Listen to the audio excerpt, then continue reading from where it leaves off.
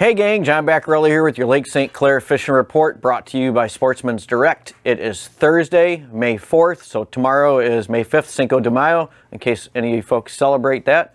Water temp at Belle Isle is 47 degrees right now, so basically it's pretty much flatlined here for at least the last, probably the last 10 days. It was warmer like 3-4 weeks ago than it is now. We've been kind of flatlining here in the mid, we've seen it as low as like 45, and 47 is actually an uptick from where it was last report we gave. But the cold weather is, well, it looks like it's finally leaving us. It's been, if you've been up here trying to fish, it's been cold, it's been wet, it's been windy, it's really been like anything but nice, other than maybe some brief moments where the sun comes out. But it's been pretty darn bad fishing conditions for the last 2 weeks, really. But if we believe the weathermen, and I know I say this all the time because it's true, because they really do stink, okay? Their forecasts are bad, just absolutely bad. But it looks like we've got a drier stretch coming and highs that are going to progressively get warmer all through next week, with maybe ending up in the low 70s as of right now, what they're forecasting. The only downside I see, especially for the next few days, is going to be that wind direction is going to shift. If it's going to get warmer, we're going to get south, but we're supposed to get some east in it. So the devil is going to be in the details like normal as far as how much east we get in that wind for the guys that want to fish the main lake out here. If that wind stays predominantly more southerly and we don't get much east and it doesn't get up over 10 miles an hour, then the conditions on the American side are just going to be phenomenal. Because with the warming temps, the sun out, the off-colored water, it's going to push warm water onto the American shoreline all along through the mile roads, all the way from Metro, all the way down to the river. And it's just, the fish are just going to fire up. So with that said, what's been going on lately? So not many of you guys have been chasing perch. The perch are actively in spawn and probably more than halfway through, but nobody's been chasing them. So there's plenty of perch to be had out there, and with the better conditions, with more guys getting out, I'm expecting some of you guys are going to really, get some nice catches of perch if you try for them. Especially with the drier conditions, that mouth of that Clinton River ought to pick back up. All the shoreline areas along Geno's and over by McInray's, and those areas ought to all get going, even down by 9 Mile. So the perch are there. You're just going to have to track them down, and with the right weather conditions, you're going to be able to do that. Crappie bite. The crappie bite has been going for the guys that have been fishing back in the canals and marinas, and that includes back in the Metro Marsh. The guys have been catching some really nice crappies, and mostly minnows, but I wouldn't be afraid to throw, some hair jigs or some other presentations, especially if it warms up a little bit. You should probably, the activity level is going to go up on those fish as well, and the bite's going to pick up. But they've definitely been catching fish. Now, smallmouth bite. Smallmouth bite has been getting better and better and better. These fish are not waiting for the water temps to go up higher, and guys have been catching fish.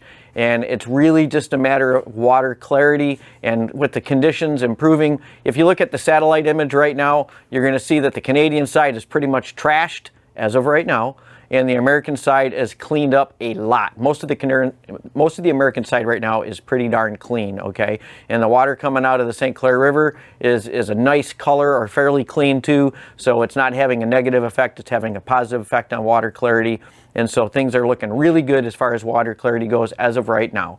Now, like I said, if that wind blows hard out of the east or something that's going to dirty it up on the American side, it may push some of that dirty Canadian water over onto our side. But we'll keep our fingers crossed and hope that that doesn't happen, and things will just continue to get better and better. Okay, so smallie bite, like I said, is going. There's been some fish in pretty tight, and that's probably because the water temps in tight midday especially are going to be warmer than out a little bit deeper. So I've heard fish caught as shallow as 5-6 feet of water, but most of your fish are going to be out deeper right now because they are definitely pre-spawn. But they are getting ready biologically. The hours of daylight, the egg the egg maturation process is moving right along with or without the water temperature. And as soon as that water temperature gets up there a little bit, those fish are going to come in and do their business. So they will be ready when that water temperature comes up, and it looks like it's going to happen here. At least it's going to start moving in that direction going forward here. The walleye bite has been insane still. Okay, the Detroit River is still producing just incredibly fast limits of fish, with guys staying out and playing catch and release, still catching some really big fish as well. If you watch some of the channels out there from some of the guides on the lake, guys like Spencer Berman, Jason Quintano, Joe Bauer, those guys post pretty regularly, and you'll see that they are just hammering the fish in the Detroit River. And then some of the guys are also going out, especially those same guys I just mentioned, are also going out into the lake and chasing smallies as well. So they are definitely proven that you can get both done right now with where we are, in this part of the season. So walleyes and smallies, no problem right now. Even got guys like Isaac Hanna that are going out there and throwing swim baits and proving that you can do it not just by vertical jigging, but you can also get these fish throwing swim baits and other different tactics. So if you want to get a limit of walleyes and you really don't want to jig them, you don't have to stay in the river. You can move out to the lake. There is a ton of fish in the lake right now, and there have been all season. Some of these fish probably stayed out there and spawned. They didn't spawn in the river and all move out. But then again, you have a lot of these fish that are in the river that are moving out into the lake right now that are post-spawn. So there's just a tremendous number of fish in the system. So it doesn't matter whether you're in the river, you're out in the lake, or if you're up in the St. Clair River. There's really fish everywhere right now. And if you can move around, use your electronics, you're going to catch fish. That bottom bouncer bite is probably going to get going early again this year too, with as many fish have moved out, and now with more post-spawn fish that are moving deeper into the Detroit River. If that water really cleans up and you jiggers are having a tough time, throw those bottom bouncers on, move out deep, and you're going to get those baits in front of a ton of fish, and you're going to get easy limits doing that as well. Although I don't think many of you guys have started to do that yet, but that is definitely coming.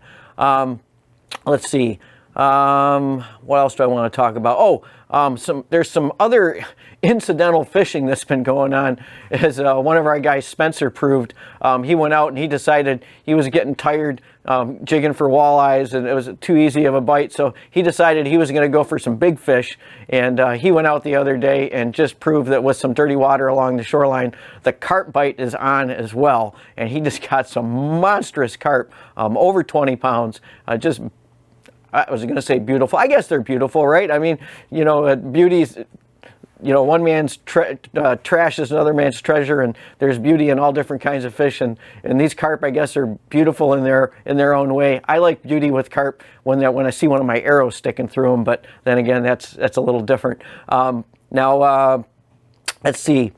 Silverfish are still going up on the St. Clair River, so you got a mixture up there right now. The bite up by Algonac for walleyes has been really good, as my one buddy Jim Felgenauer just wrote and told me. He was out in like 43 feet of water, I think he said. He said the water clarity was perfect, because I asked him, I said, well, did you move out deep because that's where you needed to go, because was it too clear and shallow? And he just said, I moved out deep because there was a ton of fish there. So touche, man. I guess that's the right response. There was a ton of fish there, so you moved out and you hammered them and got it done. Let's see. Trying to think of anything else. Oh, a lot of you guys have been asking about the Crocker boat launch. Now, the Crocker boat launch is, I guess I'm going to go a little Tucker Carlson on you guys right now. And if my ears turn red, it's not the lighting, it's real. It's because I'm getting fired up.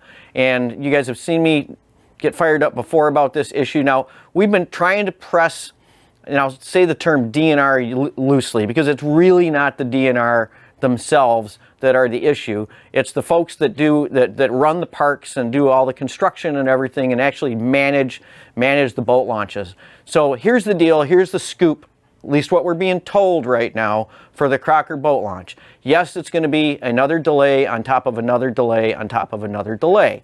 So what apparently has happened is the contractor did not do due diligence and do a soil study where the pads are supposed to go for the launch. And so when they came to get ready to put the pads in, they realized that it was apparently too soft to support the pads. Now, to me, that makes absolutely no sense, considering the fact that there were pads there from Admiral Marine that goes back like, what, 50 years, okay? So anyways, maybe there's some new criteria that they have to use. There's some new, you know, technical jargon or specs or something that they got to go by. But the bottom line is, so that was a delay. So then they were supposed to wait to get that study done. So they had to wait for a piece of equipment to come in and tell them how, you know, how the depth of the soft soil, or that was going to measure the support factor or something going on there. So anyways, and then that machine that was supposed to come down there broke a track.